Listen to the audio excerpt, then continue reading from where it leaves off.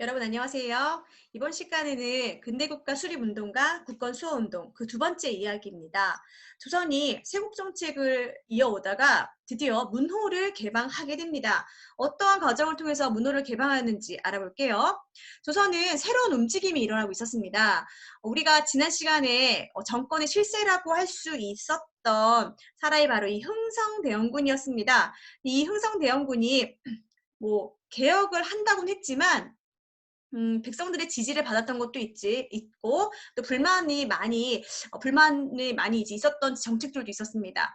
그런 가운데서 이제 고종이 성인이 됩니다. 성인이 되니까 이제는 유생들이나 백성들의 어떤 여론의 흐름이 이제 고종이 성인이 되었는데 왜 대원군이 하느냐, 이제 고종이 직접 정치를 해야 된다라는 상소가 막 이제 빗발치게 돼요. 지금 같으면은 약간 여론들이 이제는 막 신문이나 뉴스 이런 데서 막 흥선대원 이제 하야할 때 되지 않았나요? 이제 고종이 이제 집권해야 되지 않나요? 친정해야 되지 않나요? 라는 분위기가 형성이 됩니다. 그래서 흥성대원군이 하야를 하게 돼요. 하야라는 말은 뭐냐면 지도자들, 그러니까 뭐 대통령이나 아니면 흥성대원군 같은 권력을 가진 사람들이 이제는 내려오는, 그러니까 권력에서 물러나는 것을 가리켜서 우리가 하야했다라고 얘기를 합니다.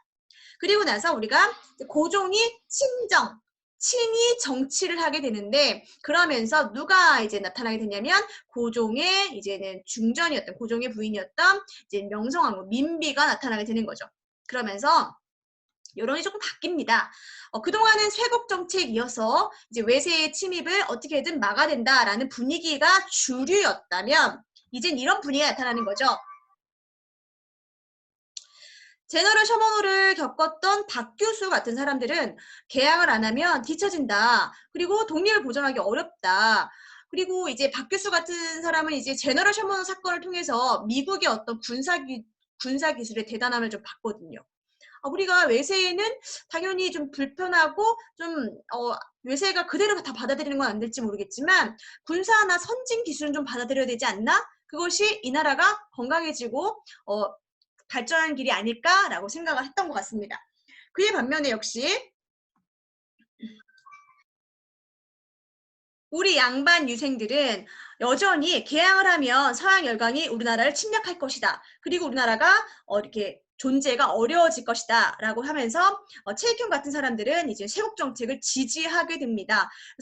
그래서 최익현은 외양 일체론을 강조하는데요. 외는 외입니다. 외. 일본은 양이랑 뭐 다 같은 놈들이다. 그래서 둘 다 이제 같이 친하게 지내면 안 된다, 이렇게 주장을 하게 되는 겁니다. 그런 상황에서 흥성대원군이 하야하고 고종이 친정을 하면서 이제 통상계야론자들이 대세가 되게 되는 거죠. 여론의 흐름이 바뀌었습니다. 이런 상황에서 이제는 대원군 하야, 청나라도 이제는 외세랑 이제는 외세랑 좀 개항을 해라라고 권유를 하고, 이러면서 어느 정도 이렇게 개항을 해야 되나라는 분위기가 조성이 돼요.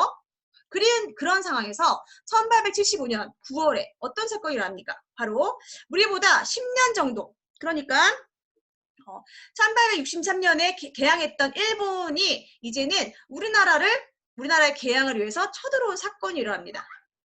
이것이 바로 일본의 배거든요. 바로 운양호입니다. 운양호라고도 하고 운요호라고도 해요. 그래서 이 운요호가 등장을 하게 됩니다. 자, 그러면서 이게 이제 사진인데요. 운요함의 병사들이 조선의 섬이었던 영종도에 이제 상륙하는 그러한 그림이기도 하고요. 그다음에 운요함의 병사들이 또 조선 강화도에 침입하는 그림입니다. 그래서 약탈과 방화와 살인을 저지르면서 이제 강화도에 침입을 하게 됩니다. 자, 그런데 일단은 우리가 당연히 이제 운요호가 쳐들어왔으니까 우리나라 입장에서는 막 침입하고 약탈하고 이러니까 당연히 우리는 대응을 했습니다. 대응을 해서 운요호를 격퇴시켰죠. 그러자 이제 그것을 빌미로, 야, 우리는 그냥 지나가는 길이었는데 너네가 왜 우리 운요호를 격퇴시켜? 이런 비밀로 쳐들어온 겁니다. 만약에 흥성대원군이 계속 집권했던 상황이었으면 분명히 여전히 신미양요나 병인양요처럼 싸웠을 거예요. 끝까지 싸웠겠죠. 그런데 아까 얘기했던 것처럼 고종이 집권을 하면서 분위기가 약간 변해. 개항의 분위기를 변한단 말이죠. 그치? 그래서 어땠냐? 전쟁할래? 개항할래? 해서 무엇을 선택합니까? 그렇죠. 바로 개항을 선택한 거예요. 그래서 강화도 조약이 성립이 됩니다. 1875년 9월에 일본 군함 은효가 강화도에 불법 침입하고 영종도를 기습한 사건이 일어나 그러고 나서 1876년 1월에 운요 사건의 피해 보상을 하기 위해서 조선의 개항을 요구하고 무력 시위를 하게 되는 거죠. 무력 시위라는 말은 뭐냐면 약탈, 방화, 살해했다는 얘기입니다. 그래서 1876년 2월에 강화도 조약이 체결하게 돼요. 알겠죠? 자기네들이 불법 침입했는데 그것을 빌미로, 그렇죠? 비슷합니다. 약간 그 미국이 쳐들어올 때도 그랬고 약간 빌미는 불법을 쳐들어와 놓고선 니네가 감히 우리를 공격해? 이러면서 쳐들어오는 그런 식으로 이루어집니다. 자, 그래서 이제는 그 강화도 사건에 대한 전반적인 지도입니다. 그래서 보시면 되고요. 우리가 조선 대표였던 신헌이라는 사람과 일본 대표였던 구로다가 중심이 되어서 여기 이 강화도에서 강화 담판을 조약을 체결하게 되죠. 이러한 그림들이 있습니다. 자, 강화도 조약의 주요 내용입니다. 기억하셔야 되는데 조선은 자주국이며 일본과 평등한 권리를 가진다. 조선은 부산 위에 두 항구를 20개월 내에 추가로 개항한다. 조선의 해안을 일본의 항해자가 자유로이 측량하도록 허가한다. 조선의 항구에 머무르는 동안 죄를 지은 일본 사람은 일본의 법에 따라 일본 관리가 심판한다의 내용들이 있습니다. 근데 쭉 한번 읽어보면 딱히 여러분들이 뭐가 좀 이상하다, 뭐가 좀 불평등하다, 뭐가 괜찮다? 라고 판단을 하기가 좀 어려울 수 있어요. 우리가 한번 이 강화도 조약이란 내용을 쑥 한번 들어가 보도록 할게요. 자, 강화도 조약의 내용입니다. 자, 1조. 조선은 자주국이며 일본과 평등한 권리를 가진다? 이 내용은 좀 괜찮은 것 같아. 자주국이라니 우리나라의 자주성을 인정해 준 거 아니야? 일본이랑 평등하대. 와, 그럼 우리나라한테는 되게 유리한 거 아니야? 라고 생각할 수 있었겠지만 이 나라가 어느 나라입니까? 그렇죠. 그냥 이렇게 썼습니다. 하지만 그 분명히 숨은 의도가 있었다는 거죠. 그 숨은 의도는 뭐냐면 우리나라가 그동안 친하게 지내고 사대 관계를 유지했던 어느 나라의 간섭을 뭐 하려고? 배제하려는 의도였다. 어딜까요? 그렇죠. 바로 청과의 전통적인 관계를 끊음으로써 청나라의 간섭을 미리 막겠다라는 속셈이었던 겁니다. 아시죠? 아시겠죠? 그 다음에 4조입니다. 자, 부산 외에 경기, 충청, 전라, 경사, 함경, 오도 중 통상에 편리한 항구 두 곳을 개항한다라는 내용입니다. 그런데 부산은 당연히 경제적인 이제는 그 당시 항구였기 때문에 부산은 개항을 하고요. 그러면서 결과적으로 어디를 개항을 하냐면 그다음 인천과 원산. 그러니까 원산은 지금 북한 땅입니다. 원산을 개항을 하게 되거든요. 그런데 인천은 왜 개항을 했느냐? 인천 항구가 어디랑 가까워요? 그렇죠. 바로 수도였던 한양이랑 가깝습니다. 우리가 모든 전쟁이 다 그렇잖아. 어디를 딱 점령하면 전쟁 끝나고 이기는 거야. 그렇죠. 각 나라의 수도를 점령을 하면 이거 끝난 거잖아. 경기 끝난 거잖아요. 이긴 거잖아. 그렇죠. 그래서 이제 인천은 어떤 정치적인 압박을 하기 위해서 인천 항구를 개항을 했고요.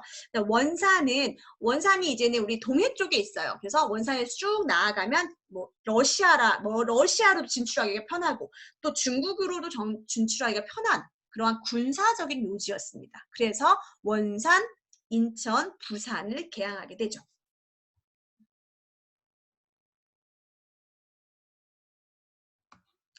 자, 다음입니다. 자, 일본은 조선의 연해를 측량하고 지도를 제작할 수 있다. 이건 조금 티나요? 그렇죠? 너무 딱 봐도 불평등하죠. 일본이 마음대로 우리나라의 배, 바다를 막 측량하고 제작하고 사실 이렇게 물고기 좋아하고 회 좋아하는 이 일본 이제 관리들이나 사람들이 와서 선생님 생각은 그래요. 측량만 하고서 몇 센티미터구나, 수심이 몇이구나 이것만 했을까? 분명히 100% 물고기를 잡아가지 않았겠습니까? 마음대로 우리나라 물고기들 어획하고 포획하지 않았겠습니까? 그쵸? 그러면서 아니야 우리는 지금 조사하고 있는 거야 라고 말하지 않았을까요? 자, 즉 뭐냐면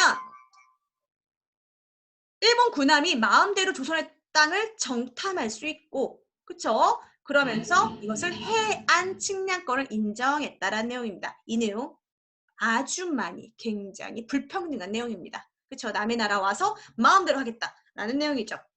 그 다음 양국 백성들은 자유롭게 무역할 수 있다. 선생님 이거는 뭐 그렇게 별로 불평등하거나 나쁜 것 같지 않아요. 겉으로 보긴 그렇습니다. 그런데요. 봐봐.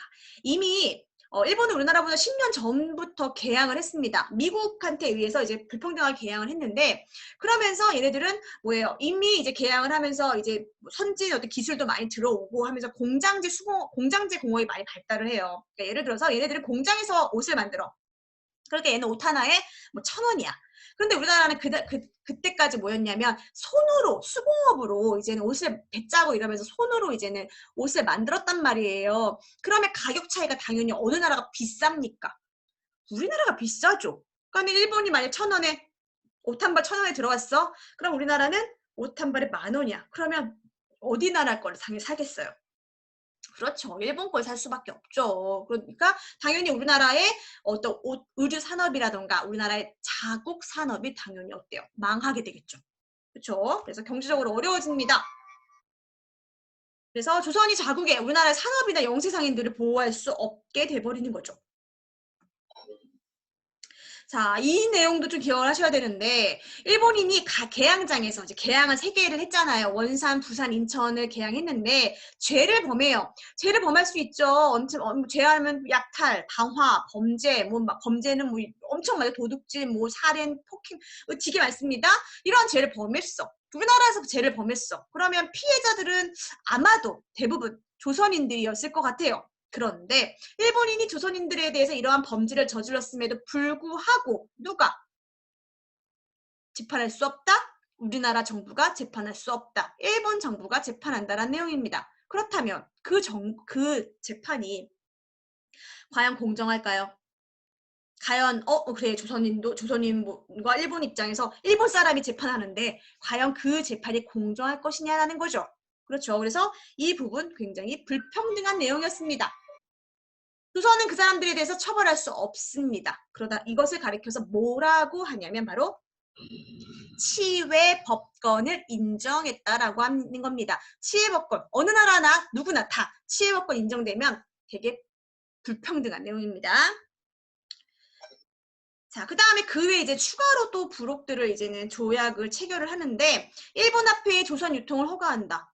이거 딱 봐도 그렇죠? 되게 불평등하죠. 그렇죠? 왜 일본 애들이 우리나라 그런 화폐보다 일본 화폐를 막 다 사용하다 보면 어느 순간 우리나라가 일본 경제에 예속될 수밖에 없겠고 또 일본 상품에는 관세를 붙이지 않는다. 즉 일본의 우수한 상품들이 들어오잖아요. 그쵸? 싼 제품들이 들어와. 그런데 거기에 관세를 붙이지 않으니까 우리나라랑 경쟁에서 우리나라가 지게 되는 거야. 얘들아, 우리나라가 딱 차 하면은 비싼 차다 싶으면 무슨 차가 비싸요? 독일차가 지금 비싸잖아요. 폭스바겐 이런 거, BMW 이런 거 비싸잖아요. 그런 폭스바겐은 독일차가 아니라 영국차인가요? 어쨌든 외국차가 비싸단 말이죠. 그런데 그 차들이 원래 국내에서 영국이나 뭐 독일 이런 데서도 비싼 게 아니라 그 차들은 우리나라에 수입이 되면서 우리나라에서 관세를 붙입니다. 왜냐하면 그 차가 뭐 성능도 좋고 뭐 유명하고 이런데 우리나라에 와서 보면 우리나라 자국의 자동차 산업이 뭐 할 수 있어요. 되게 힘들 수도 있으니까 우리나라의 자동차 회사들을 보호하기 위해서 외제차에 대한 관세를 붙여요. 그러면서 이제는 우리나라 기아나 현대 같은 이러한 이제 자동차 회사를 보호해주는 역할을 하거든요. 그런데 그 당시에 지금도 하물며 이러한 보호 무역의 그런 관점이 있는데 하물며 처음으로 개항을 하고 있는 이 우리나라한테 관세를 붙이지 않게 만듭니다. 즉 우리나라는 우리나라 자국의 산업을 보호할 수 있는 장치를 하나도 마련하지 못하게 돼요. 그러니까 이게 너무 이제 안타깝죠. 너무 몰랐어. 국제적인 조약을 어떻게 해야 되는지 몰랐어요. 그러다 보니까 이렇게 속수무책으로 당하고 맙니다. 자, 조선은 어떻게 될까요? 우리 뭐 뻔합니다. 그렇죠. 자, 개항의 결과입니다. 개항은 자 일단 외국의 어떤 물품들이 많이 들어오게 됩니다. 부산, 인천, 원산항이 개항이 되면서 서울에 일본 공사관이 설치가 되고 또 우리가 예상할 수 있는 그 강화도 조약의 내용들을 보면서 일본의 화폐도 사용할 수 있게 되니까 경제적으로 일본에 예속될 것 같고 지배당할 것 같고 그 다음에 일본인들이 범죄를 저질러도 우리가 어떻게 처벌할 수 없으니까 일본인들 범죄가 좀 많아질 것 같고 그로 인해서 백성들의 피해, 조선인들 피해도 많을 것 같고 등등등 생각을 할 수 있을 것 같아요. 의의를 좀 찾아볼게요. 의의라고 하는 거는 많진 않지만 그래도 의의는 최초의 근대적 조약이었다. 즉 그동안은요, 이게 근대적 조약이라는 게 무슨 말이냐면 우리도 지금 딱 계약이라고 생각해요. 계약합니다. 뭐 너희들이 엄마 부모님들 집을 사요. 집을 사면 그냥 말로만 왔다 갔다 하는 것이 아니라 뭘 합니까? 계약서를 서로 주고받아요. 갑과 을의 관계 해가지고 계약서를 주고받습니다. 그리고 이런 일을 지켜줘, 이런 걸 지킬게 하면서 서로 약속하는 그런 어떤 법적인 장치를 마련하거든요. 그랬던 겁니다. 최초로 그렇게 어떤 그 조약이라는 이름 하에서 이제는 그 외국이랑 이렇게 조약을 했다라는 그러한 의의가 있긴 합니다. 그러나 한계점이 너무 많죠. 사전 조사 없이 급하게 개항을 하다 보니까 너무나 불평등했습니다. 그래서 불평등한 조약 가장 큰 단점이었다고 할 수 있습니다. 자, 그리고 나서 그 이후로 이제는 서양의 여러 나라 끝까지 이제 막았었던 세국정치하에서는 개항하지 않았던 나라들과 개항을 하기 시작을 합니다. 82년도에 미국이란 최초로 이제 서양 나라들 중에서 미국이란 최초로 수교를 하고요. 그 다음에 뭐 영국, 독일, 러시아, 이탈리아, 프랑스, 오스트리아 어쨌든 이러한 열강들이랑 이제는 수교를 하게 됩니다. 근데 우리는 알 수 있어요. 그렇죠? 이 조약들이 과연 평등했을까? 과연 이 조약들이 우리나라한테 유리했을까? 아니었다는 거죠. 그렇죠. 그래서 굉장히 불평등했다. 역시 일본한테 가져갔던 그 많은 불평등한 내용들 그대로 서양 국가들이랑 들어갑니다. 우리나라의 산업을 보호할 수 있는 어떠한 보호 장비도 없이 그냥 그렇게 무턱대고 개항을 할 수밖에 없어. 그 이후로 경제적으로 매우 어려워지고 그러니까 나라 사람들이 국론이 분열되고 불만이 많아 분열되면서 그러면서 힘을 합쳐 싸울 수 있는 기회를 잃게 되죠. 그래서 서양 나라의 수요까지 기억을 하시면 됩니다. 자, 수고하셨습니다. 다음 시간에는요. 우리가 오늘 배웠던 그 강화도 조약에 대한 관련 글쓰기 학습지 수업을 실시하도록 하겠습니다. 여러분 수고하셨습니다.